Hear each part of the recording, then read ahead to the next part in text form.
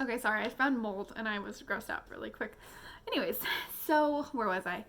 Yes, global pandemic and how that affects the pregnancy. So out of breath, y'all. Still seeing my doctor's appointments the way that they were scheduled. I know a lot of people have gone to telehealth, but I think that just because of the way like my appointments have been spaced out, we haven't had to go there yet. So I have my next appointment at 32 weeks in the middle of April. And at my last appointment, everything looked good. I passed my gestational diabetes test. I'm not anemic. Praise God. All the things that are really great. I've had awesome appointments so far. So appointments haven't changed. We did decide to move my baby shower to a virtual shower, which is a bummer, of course, because I was looking forward to seeing family and friends in Florida, because that's where we're originally from. So I think the thing that I'm sad the most about is just that there's going to be a even longer period of time that I won't be able to see my friends and family, because I mean, a party's a party. Like, that's not really the most important part. I just really miss all my people. And so that's a bummer. And speaking of missing my people, I think the greatest thing that I'm sad about with the pandemic is just not knowing what things are going to be like when the baby comes, in terms of, are we going to have to limit guests? Are we going to have to, just say, like, sorry, we love you guys, but you can't come see our baby?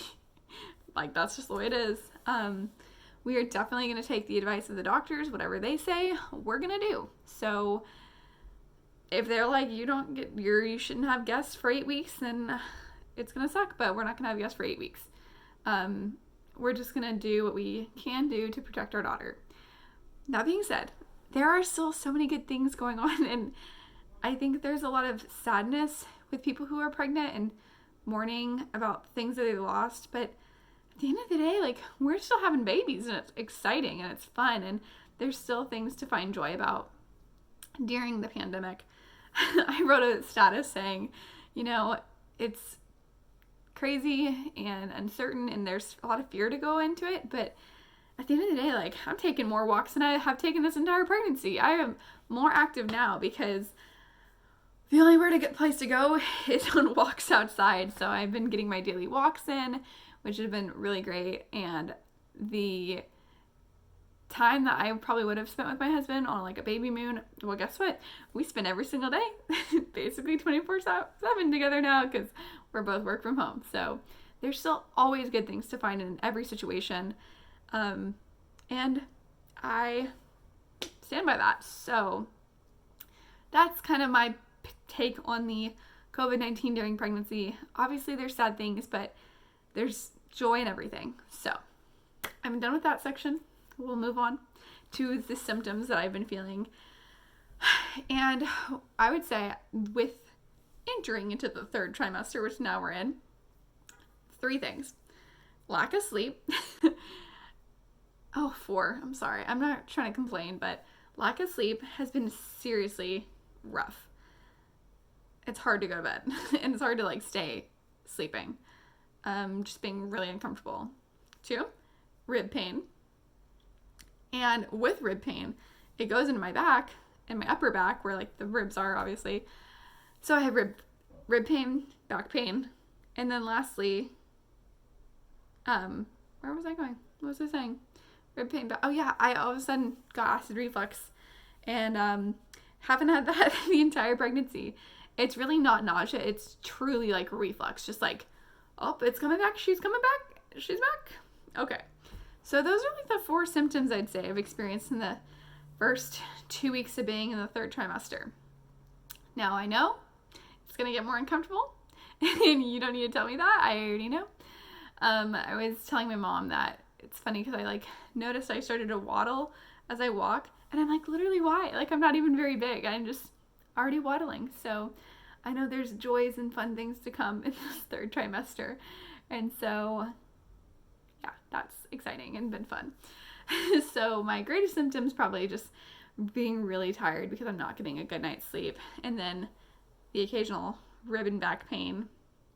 Now with the rib and back pain, I will say I've been able to feel her move so much more, and those movements are like so much more well defined, and I just think it's crazy. Every time I feel that, I'm like, holy crap, there's a baby in there. Because I don't know about other pregnant people, but for me, when I'm just living my day in and day out, I forget that she's there. Obviously, I just think it's like just big ball in my stomach.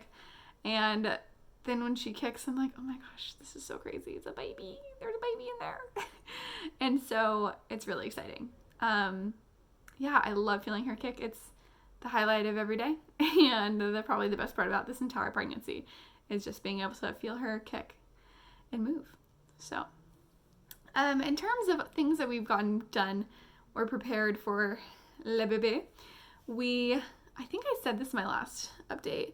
We got the stroller and we got the car seat. I have a pack and play now, and I have my stash of cloth diapers that we're gonna start with. We don't plan on cloth diapering in the newborn stage.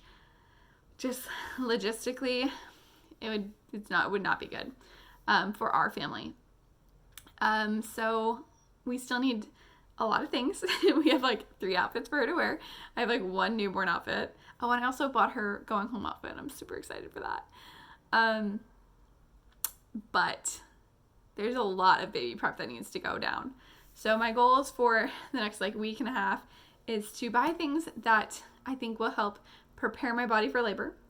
I'm gonna talk more about that when it actually comes and I start doing the stuff, but that's a goal. And then we need to buy baby stuff. We're gonna wait until after the shower. That's like a virtual shower. I think I mentioned that. Hopefully, I don't know, pregnancy brain. I can't remember if I said that in this video. And then we'll go from there. So we do have a baby fund we've been saving, and we'll hopefully get a lot of stuff off the registry. I don't know, like it'd be nice, but I'm sure there's gonna be lots to buy afterwards. So that's basically from week 26 to week 29. I like to say that the days are short here in quarantine, but the weeks are long, man. I will tell you that. It feels like the weeks are long. And I don't know if that's just because there's a lot going on and we're waiting to find out like what our moving and living plans are going to be. But it's all good. So I'm going to show you my belly really quick. I feel like it's finally finally getting big. And it's going to take me a second to get up because that's the point we're at. So I should probably scoot this back. This is 29 weeks plus 6 days. And then let me move my locks of love over here. And then the bare belly. I really don't feel like, see from the front, it's starting to look like an actual pregnant belly. Because I feel like beforehand it was, I'm so out of breath, SOS. Not so much. Belly button's fully popped out. Still wearing a belly button ring. Hate on it, I don't care. And then got the line going. She's firm. She moves around a lot. Like her kicks, yesterday I could feel her foot on this side. And then today it's been all on this side. So I have no idea. Maybe she's just like legs wide open. Or maybe she just moves around a ton. So that's been my symptoms. That's been weeks 27, 28, and 29. So I hope to update you guys later and see you soon. Bye, y'all.